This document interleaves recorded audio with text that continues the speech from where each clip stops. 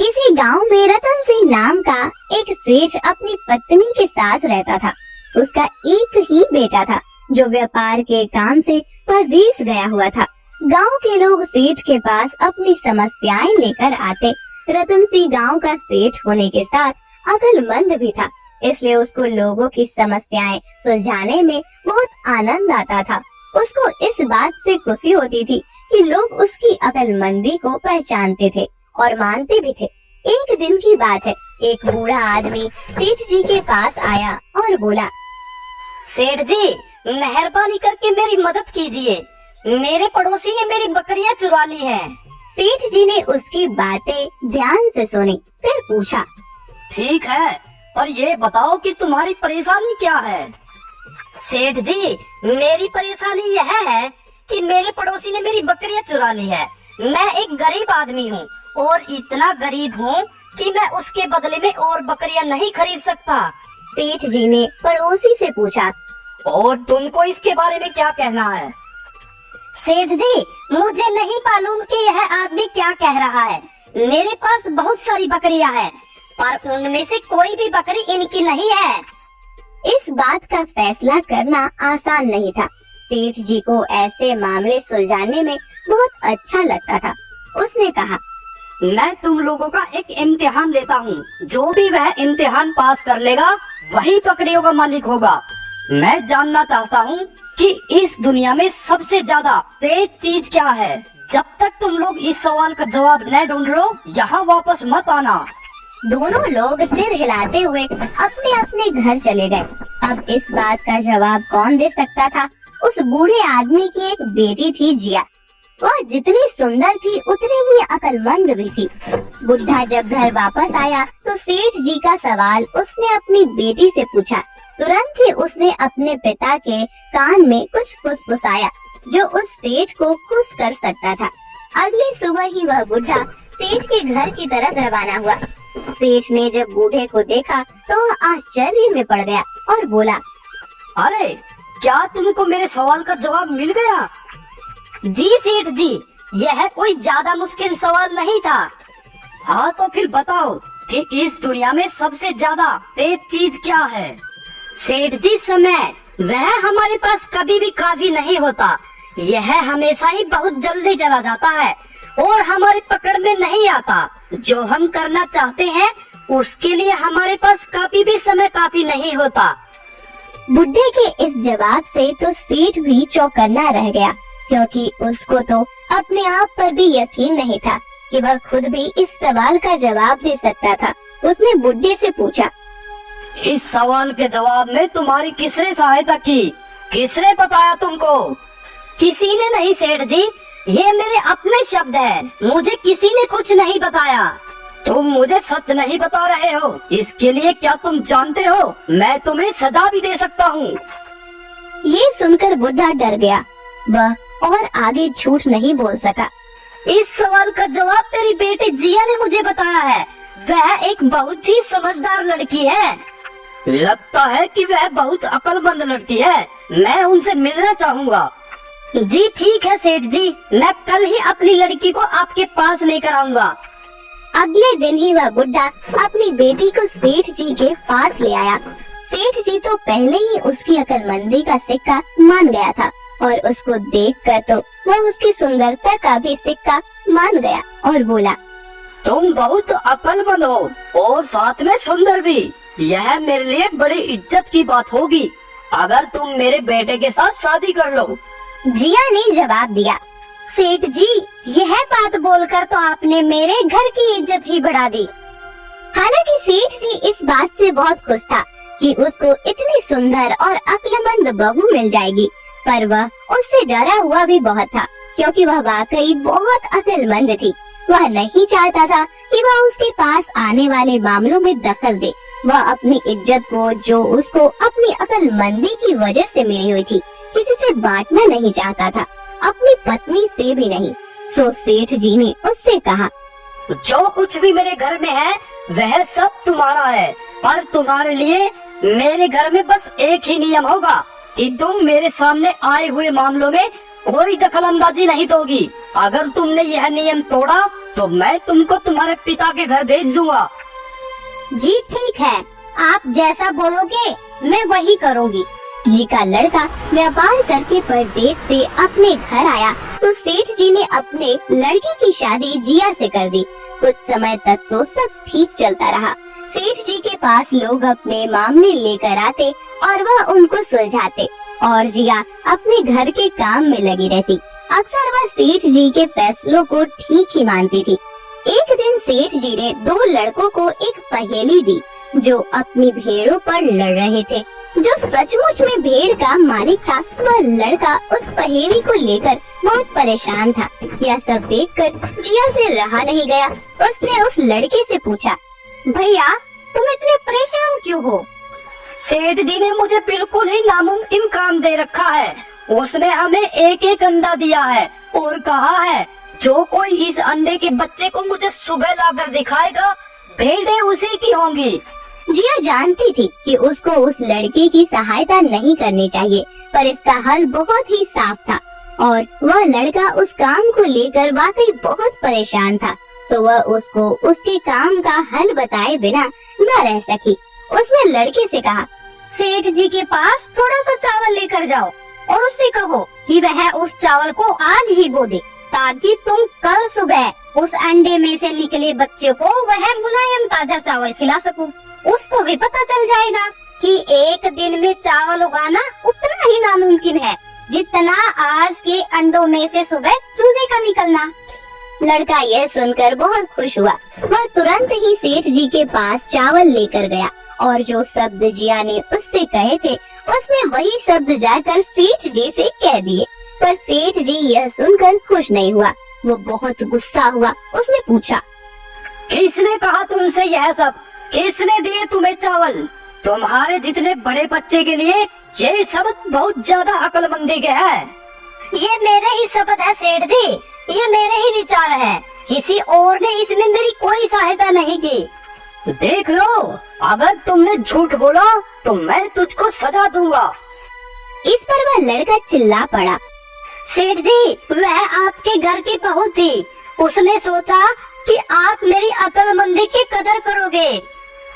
इस पर सेठ जी जिया पर बहुत गुस्सा हुए क्योंकि उसने उसको एक ही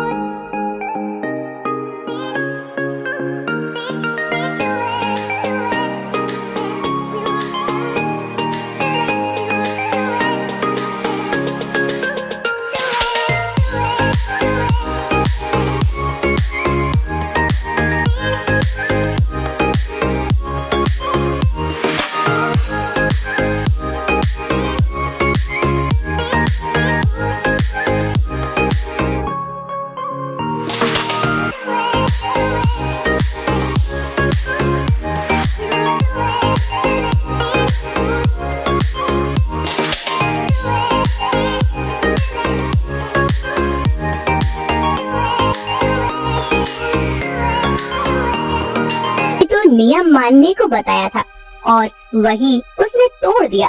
शाम को जब सेठ जी घर आए तो उसने जिया को अपने सामने बुलाया और उसे बहुत डांटा। उसने कहा, बहू, क्या तुमको मालूम नहीं है, मैंने तुमको केवल एक ही नियम मानने के लिए कहा था और वह भी तुमने नहीं माना। जाओ, अब तुम अपने पिता के घर चली जाओ। सेठ जी की पत्नी बोली, जी, इस तरह से बहू को घर से बाहर निकाल दोगे तो लोग हमारे बारे में क्या कहेंगे? इसकी पहली और आखिरी गलती समझकर इसे माफ कर दीजिए। आगे से ये ऐसी गलती कभी नहीं करेगी। मैं इसे समझा दूंगी। सेठ अपनी पत्नी की बात से सहमत हो गया। एक दिन जिया कुएं पर पानी भरने गई हुई थी। तभी कहीं से 4 राहगीर वहां आ पहुँचे। उनमें से एक राहगीर बोला, बहन, मैं बहुत प्यासा हूँ, क्या मुझे पानी पिला दोगी? जिया को पानी पिलाने में थोड़ी झिझक महसूस हुई। उसके पास लोटा या गिलास भी नहीं था जिससे वो पानी पिला देती। इसी कारण वहाँ उन राहगीरों को पानी पिलाना उसे ठीक नहीं लगा। फिर उससे पूछा, आप कौन हैं? मैं एक यात्री हूँ। यात्री तो संसार में केवल 2 ही होते हैं। आप उन दोनों में से कौन हैं? अगर आपने मेरे इस सवाल का सही जवाब दिया तो मैं आपको पानी पिला दूंगी, नहीं तो मैं पानी नहीं पिलाऊंगी। बेचारा राहगीर उसकी बात का कोई जवाब नहीं दे पाया। तभी दूसरे राहगीर ने पानी पिलाने की विनती की। जिया ने दूसरे राहगीर से पूछा, अच्छा, तो आप बताइए कि आप कौन हैं? दूसरा राहगीर तुरंत बोल उठा, मैं तो एक गरीब आदमी हूँ। भैया, गरीब तो केवल 2 ही होते हैं। आप उनमें से कौन हैं? प्रश्न सुनकर दूसरा राहगीर चकरा गया। उसको कोई जवाब नहीं सूझा तो वह चुपचाप हट गया। तीसरा राहगीर बोला, बहन, मुझे बहुत प्यास लगी है, ईश्वर के लिए तुम मुझे पानी पिला दो। अब आप कौन हैं? बहन, मैं तो एक अनपढ़ गवार हूँ। अरे भाई, अनपढ़ गवार तो इस संसार में 2 ही होते हैं। आप उनमें से कौन हैं? बेचारा तीसरा राहगीर भी कुछ बोल नहीं पाया। अंत में चौथा राहगीर आगे आया और बोला, बहन, मेहरबानी करके मुझे पानी पिला दे। प्यासे को पानी पिलाना तो बड़े पुण्य का काम होता है। आप कौन हैं? बहन, मैं तो बड़ा ही मूर्ख हूँ। मूर्ख तो संसार में केवल 2 ही होते हैं। आप उनमें से कौन हैं? वह बेचारा भी उसके प्रश्न का उत्तर नहीं दे सका। चारों पानी पिए बगैर ही वहाँ से जाने लगे। तो जिया बोली, यहाँ से थोड़ी ही दूर मेरा घर है। आप लोग कृपया वहीं चलिए, मैं आप लोगों को पानी पिला दूंगी। चारों राहगीर उसके घर की तरफ चल पड़े। जिया ने पानी का घड़ा उठाया और छोटे रास्ते से अपने घर पहुँच गई। इतने में वे चारों राहगीर उसके घर पहुँच गए। जिया ने उन सभी को पानी पिलाया। पानी पीने के बाद वे राहगीर अपनी राह पर चल पड़े। उसी समय उसका पति भी अपने घर आ गया, जो व्यापार के काम से विदेश गया हुआ था। उसने चारों राहगीरों को अपने घर से बाहर निकलता देख लिया। ये सब देखकर उसे बड़ा दुख हुआ। वह सोचने लगा, मैं तो व्यापार करने के लिए परदेश जाता हूँ और यह मेरी गैर हाजिरी में पराये मर्दों को घर बुलाती है। इसी तो मेरी लिहाज नहीं है। यह सब देखकर अगर मैं चुप रह गया तो आगे से इसकी हिम्मत और बढ़ जाएगी। मेरे पीछे से न जाने क्या क्या करती होगी। फिर एक बात और भी है, बीमारी कोई अपने आप ठीक नहीं होती, उसके लिए वैद्य के पास जाना पड़ता है। क्यों ना इसका फैसला पिताजी पर ही छोड़ दूं। यही सोचता हुआ वह सीधा सेठ जी के पास जा पहुंचा और उनसे सारी बातें बताई।